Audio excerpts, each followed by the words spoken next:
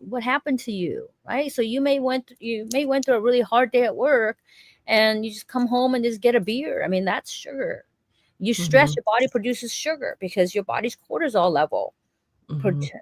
produces sugar, where you have storage of sugar in your liver, right? So, and in your muscles. So, but I say, you know what? You're sweet enough. You don't need excess sugar. I swear. Then It's you're. hard to avoid. It's only hard if you constantly used to eating sugar. Breaking the pattern of eating sugar is you need to add more protein and healthy fats, so your body will sustain hunger. You have more satiety. And then there's herbs that you can take, that it's a bitter herb. Gymnema is one of them, and you just feel like you don't crave for them. But you got to learn how to prime those things, and how you have to have a coach to teach you how to go about doing those things. It's not about just eating keto. I have people just eat meat, meat, meat, and nothing else. I mean, you don't have a balanced diet. um I think I met Dr. Joe Furman years ago. I met him, and he talked about his form of diet is not like a vegetarian or pescatarian or a vegan.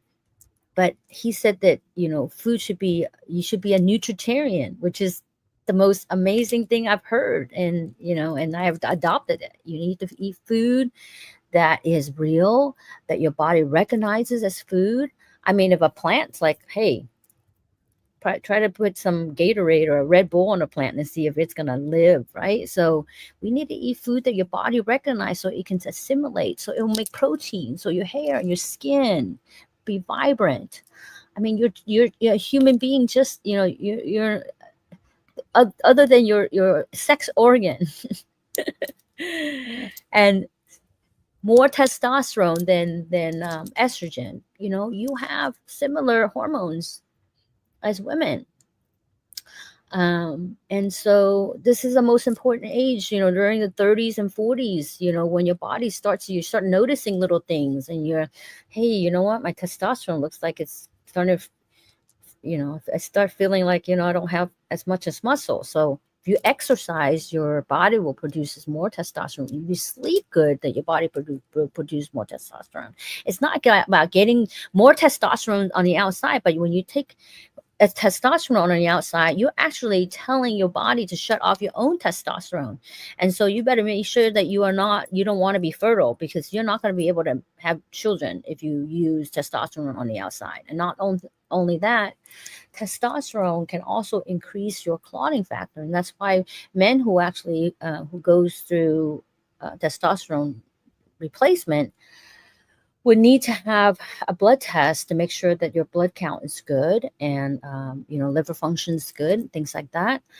But our glands needs to be supported, not be shut off, right? Okay, I have a question. Yes. Since you brought up testosterone, because that's Yeah. super important. And Yeah. I think this is kind of for my guys that are late 30s and into their 40s, right? Because obviously the dreaded ED is a thing. And Yes. believe me, I have been like, I've been doing my dating after divorce series, right? So I spent about a year and a half dating until I met someone. Spoiler alert. And so I noticed that guys in this age group of their late, very late 30s and to like mid 40s can sometimes have struggle with issues with this, right? And so some of the people that I met were taking testosterone and were doing things in order to make sure that they, um, you know, felt good about themselves, we'll say. And so if you're taking external testosterone, you what I understand is that you want to not take it in a way that you are unable to create your own. Is that what you're saying? No, what I'm saying is that your body, there's a reason why your body doesn't make it, right? So Mhm. there's a hormone imbalance. Maybe you have too much estrogen, Mm. right? So maybe Mhm. your liver is sluggish. The liver has sex hormone binding globulin, which is a like a cart to allow these hormones to get on there, so it go about its way. But how many people will actually know that somebody has like fatty liver? You hear the form fatty liver from either alcohol or non-alcoholic fatty liver disease.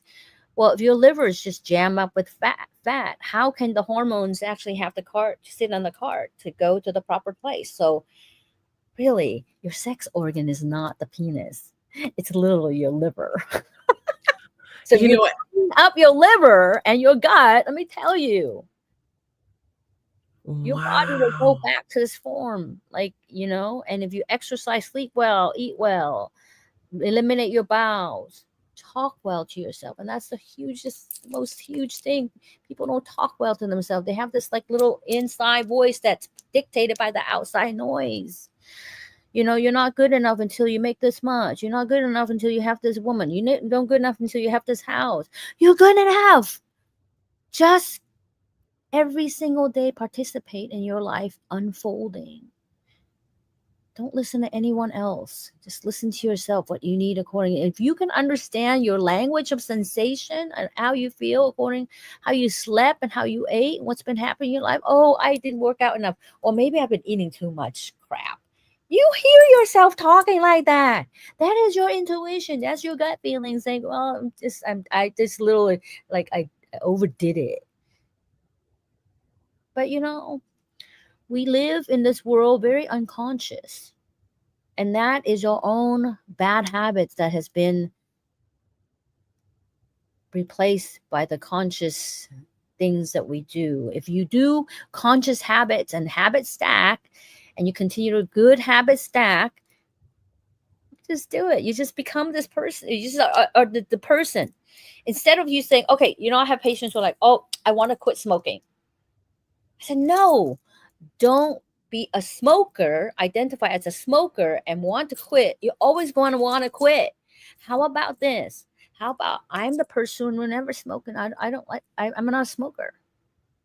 If you're a smoker, you go to a place that you don't smoke, then you leave that place, you go back to smoking a cigarette. Or when there's a stressor, you will go back. But if you identify yourself as, I no longer smoke, I'm not that person anymore, then it's so easy. It's just like an athlete who's like, I just go to the gym. That's just my normal thing, right? Well, I mean, that takes a lot of, I think, reprogramming work because it almost sounds like you could just Awareness say, "Oh, I'm a non-smoker. I'm not someone who smokes," and then you just don't. But I is but I was once a smoker, and I don't mental think shift, it's right? that It's a easy. mental shift. It's a But mental you shift. do. But sometimes what I'm trying to say is that the mental shift can sometimes take time.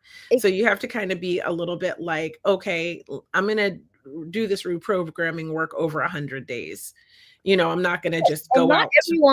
not everyone wants to do it. I mean, you can do it as fast as you decide, hey, I'm just not going to do it. Or maybe you need to have oh my gosh, I just got diagnosed with cancer. Or oh my God, I just got diagnosed with a heart attack. Or maybe a family who just got a heart attack. For me, it Whatever. was getting pregnant, right? Right. Like it was And like, so "Oh, if I'm you pregnant. I have to quit smoking." But why would you quit? Because Yeah, that living thing is in there. I've had a patient who did the same thing. She said she yeah. quit because she had she got pregnant. I'm like, why did you quit? And she said, well, what are you talking about? I have a baby in there. And I said, well, so? And she said, well, that's a living thing inside of me. I said, but you're not a living thing. You're the host. You're still the baby inside this big body, right? So she was like, oh my gosh, epiphany. So just love yourself. We came into this world loved.